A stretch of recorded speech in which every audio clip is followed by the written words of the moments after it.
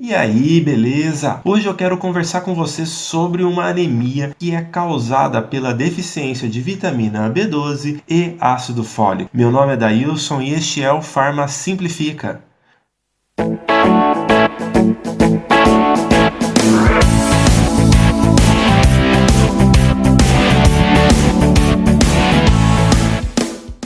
Antes de começar, eu gostaria de lembrar que esta é uma anemia conhecida também como megaloblástica. Isso por causa da alteração nos precursores eritrocitários. As principais características dessa anemia são síntese defeituosa de DNA, divisão celular lenta e um padrão macrocítico, que é aquele VCM elevado. Lembra dele? Ele faz parte dos componentes analisados em um hemograma. Precursores eritropoéticos grandes, que é a megaloblastose. Uma eritropoiese ineficaz, que é a destruição da maioria dos precursores. E como eu já falei, as causas principais são deficiência de vitamina B12 e de folatos. Então, como esta deficiência de folatos ela é responsável por causar uma anemia, que é a que a gente chama de megaloblástica, a gente tem que ter conhecimento desta fisiologia. Dentre os padrões fisiológicos, qual que é a fonte da onde a gente vai adquirir estes folatos? A gente vai ter como fonte principal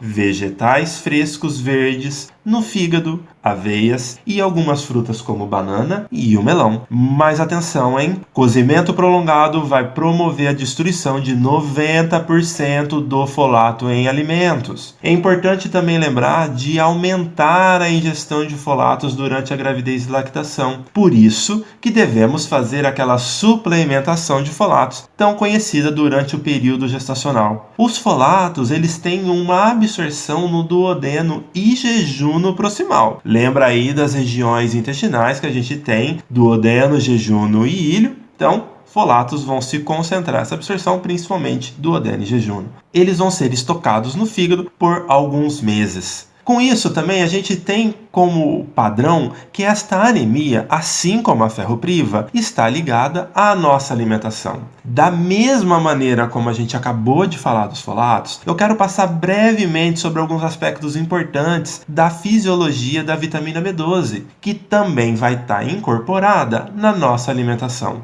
Ela possui aí como fonte de suplementação dentro dos alimentos de origem animal, como carnes, ovos e laticínios. Existe a necessidade mínima diária de 2,5 microgramas por dia de vitamina B12.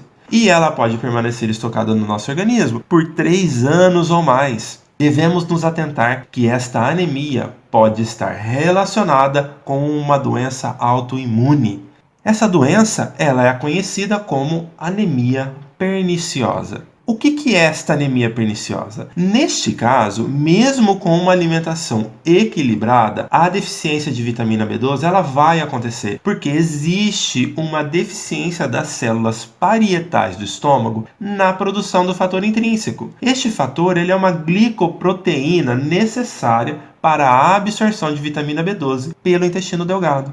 Então, além desta doença autoimune, eu quero destacar com você alguns fatores que vão levar a uma má absorção tanto de vitamina B12 quanto de ácido fólico. Vamos dar uma olhada primeiramente na vitamina B12. Eu tenho aí um prejuízo na liberação do alimento, quando existe um quadro que chama acloridria, que é o meu estômago não produzindo ácido clorídrico, e também a gastrectomia parcial. Nestes casos, eu vou ter um prejuízo na liberação do meu alimento para o intestino, e tudo isso favorece a uma redução na absorção de vitamina B12. Outros problemas que podem vir: desordens do íleo terminal, como por exemplo ressecção intestinal, doença de Crohn e neoplasias. E também existem aquelas drogas que podem promover uma baixa absorção de vitamina B12, como por exemplo colchicina e a neomicina. Já no ácido fólico, que vai afetar essa absorção,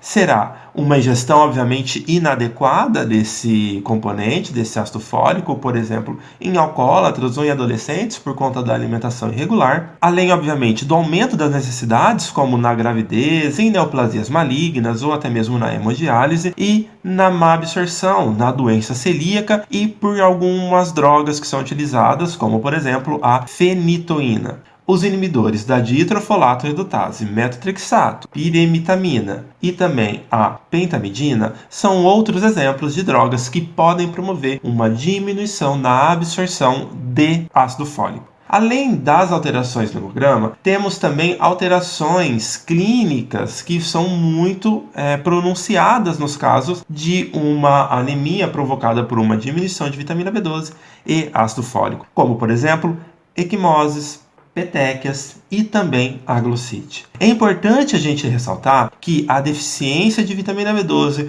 pode levar a danos neurológicos e por isso é importante efetuar uma dosagem sérica dessa vitamina para prevenir o tipo de dano que vai ser causado. E para a gente finalizar esse assunto, a gente tem as alternativas farmacológicas. Quando a gente vai falar para uma deficiência de folato, a gente faz uma reposição de 1 a 5 mg por dia, por via oral, de 1 a 4 meses ou até a solução total desse quadro anêmico.